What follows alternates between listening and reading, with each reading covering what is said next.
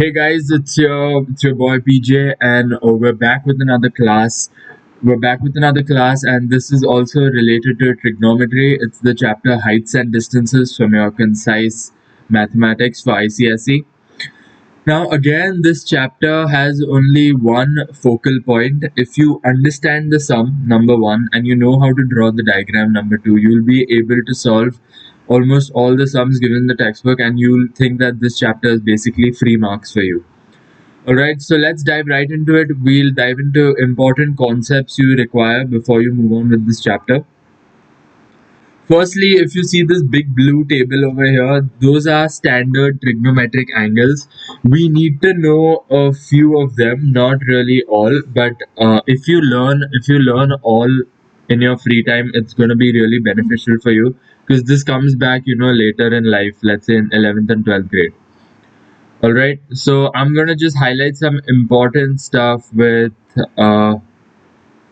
pink pen. Let's focus on this table here. This table is standard trigonometric angles.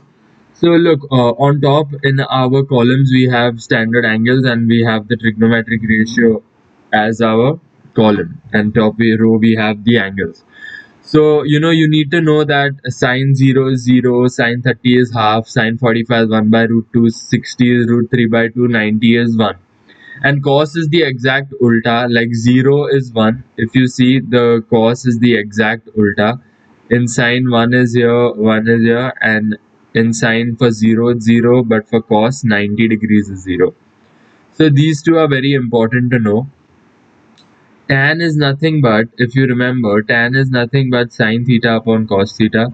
So if you divide sine theta by cos theta, 0 by 1 gives you 0. 1 upon 2 divided by root 2 upon root gives 1 upon root 3. And similarly for the rest. Remember, we will be using a lot of tan. We'll be using these a lot. Tan 30 degrees and tan 60 degrees and tan 45 degrees. You'll be coming across these values a lot in the chapter. The rest you don't have to learn explicitly. If you know sine, cos, tan, you can figure out cosec, sec, and cot, because cosec is nothing but 1 upon sine, sec is nothing but 1 upon cos, cot is nothing but 1 upon tan. Alright? And once you learn this table, you also have to be aware of these three values. This will help you in calculation because in ICSE you don't have a calculator, you will have to multiply. So for manual multiplication, remember root 2 is 1.414, root 3 is 1.732, and root 5 is 2.236. Next.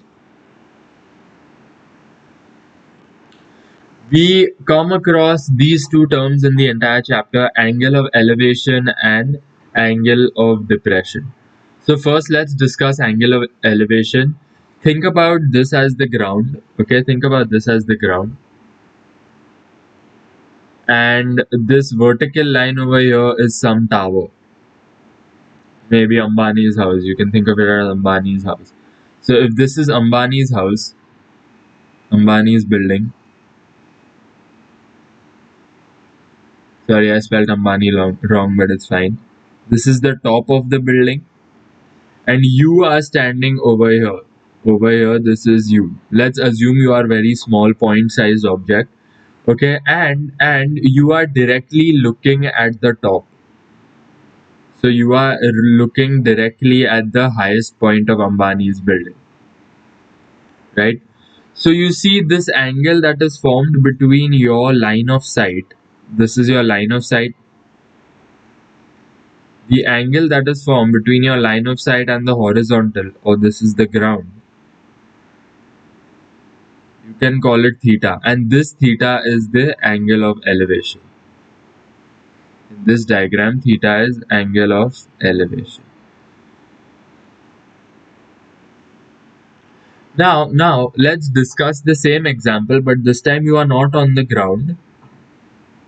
This time you're not on the ground. Let's say you are at the top of Ambani's building. Okay, so we'll discuss the same example, but with you on top of Ambani's building. Again, let's draw our ground. Then we draw the tower. And then we draw your line of sight. So this time you are here. You are looking at you are looking at a point on the ground. and this is 90 degrees, the tower, and yeah, it's 90 degrees. So now this angle formed, okay, let's make an imaginary dotted line here. This angle over here, let's call it theta 2. This was theta 1. This theta 2 is the angle of depression. Okay?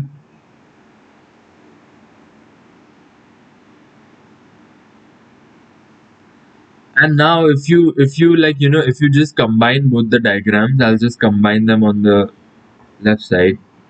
This was the imaginary line and this was theta 2.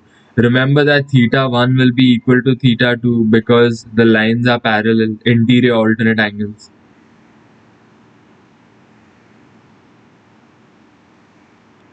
So remember, angle of elevation and angle of depression in most cases is usually equal only because they are interior alternate angles. So this was something that you need to know. This is angle of depression. All right.